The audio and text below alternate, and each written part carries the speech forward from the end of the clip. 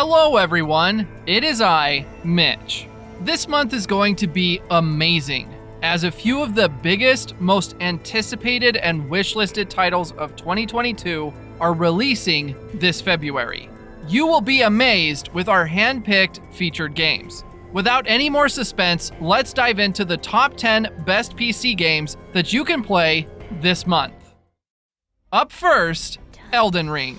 Yes, it is one of the most anticipated games of 2022, releasing this month. Elden Ring is a Souls-like action role-playing game with gameplay mainly focusing on combat and exploration. It takes place in the realm of the lands between, sometime after the destruction of the titular Elden Ring, and the scattering of its shards, the Great Runes. Players start with a linear opening, but will eventually progress to freely explore the lands between, as well as castles, fortresses, and catacombs scattered throughout the vast open world map. Throughout the game, players will encounter non-player characters and enemies alike, including the demigods who rule each main area and will serve as the game's main bosses. Combat in Elden Ring relies heavily on character-building elements found in previous Souls games, such as calculated and close-range melee-based combat with the use of skills, magic abilities, as well as blocking and dodging mechanics. Overall, this is the one game to which every gamer is looking forward to. Up next, Dying Light 2. It is finally going to release for sure this time. It's a first-person, zombie, apocalyptic-themed action RPG. The game begins 15 years after Dying Light, starring a new protagonist named Aiden Caldwell, who is equipped with various parkour skills. Players can perform actions such as climbing ledges, sliding, leaping off from edges, and wall running to quickly navigate the city. More than double the parkour moves have been added since the first game. Some are exclusive to particular areas of the city. The game is mostly melee-based, with the majority of the fighting using melee weapons. The melee weapons have a limited lifespan and will degrade the longer the player uses the melee weapons in combat. New zombies have been added. Like the first game, the zombies are slow when exposed to sunlight, but they become more aggressive and hostile at night. Just hope it doesn't get delayed again. Up next, SIFU.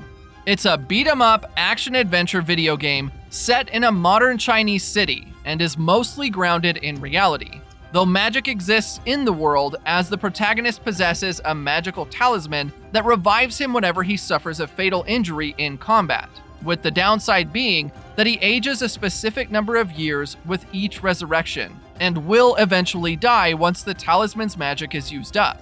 The game is inspired by Pak Mei Kung Fu and includes over 150 unique attacks. Basic attack moves can be chained together, though some combos may grant players additional tactical opportunities, such as being able to knock down enemies or stun them. When the player dies in the game, they are magically resurrected at the spot where they die and age several years. As the player character ages, their strikes will be more powerful, but they will have less health.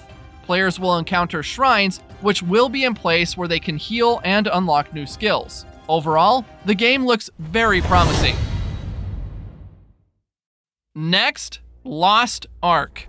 It is a free-to-play fantasy MMORPG game primarily focused on PvE and exploration, including questing, achievement/collectible hunting, crafting, etc., but also features PvP elements as well. Players start by customizing their character, which they can level up by completing the storyline. You can explore 7 vast, varied continents and the seas between them to find vibrant cultures, strange and fantastical beasts, and other enemies. The game features different kinds of playstyle. You can unlock 3 tiers of customization for your abilities, giving you powerful control of exactly how you fight. Reaching level 50 unlocks access to tiered endgame dungeons and raids, at which point all further progress is tied to the character's gear score, something players really want to try this month. Next, The King of Fighters 15. It's a fighting game. Like its predecessors, this game uses a similar fighting system involving teams composed of 3 fighters. The parry system also returned under the name Shatterstrike. It also reincorporates the common max mode system, where fighters can use stronger techniques once energy bars are filled. The game features a wide variety of online modes, including ranked match, casual match, room match, and online training. In KOF 15, combos from quick activation are the main way max mode was used, so the gauge consumption was increased from 1 to 2 to prevent players from being overwhelmed.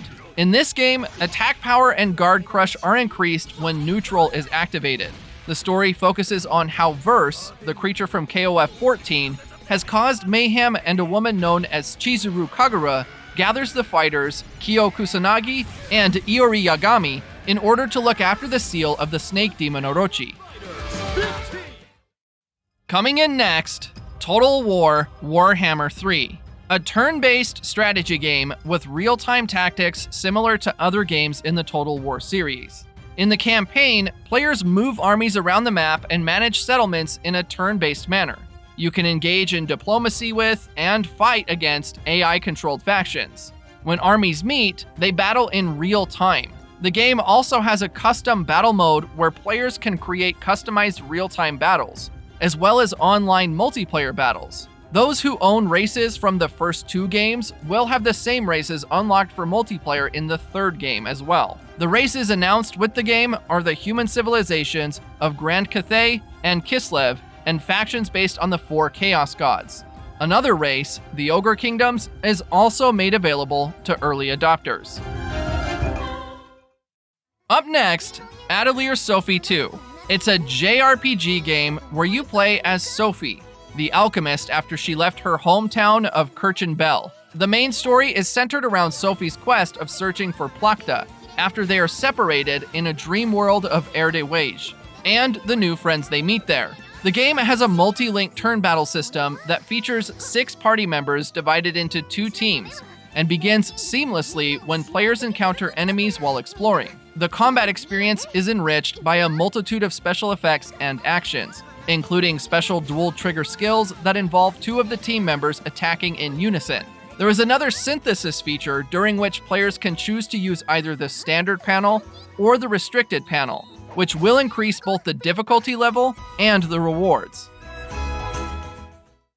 Up next, Grid Legends. It's a racing video game that offers more than 130 tracks to race on, ranging from real-life circuits like Brands Hatch and Indianapolis Motor Speedway to street circuits in various cities such as San Francisco, Paris, London, and Moscow. The game also features more than 100 vehicles, including touring cars, semi-trailer trucks, open-wheel cars, stadium trucks, drift cars, or even electric vehicles to compete in arena ovals, on street circuits, and off-road racing. For the first time in the series, players are able to create their own races, including custom routes, obstacles, vehicle restrictions, and rules. The game also has introduced a story mode entitled Driven to Glory.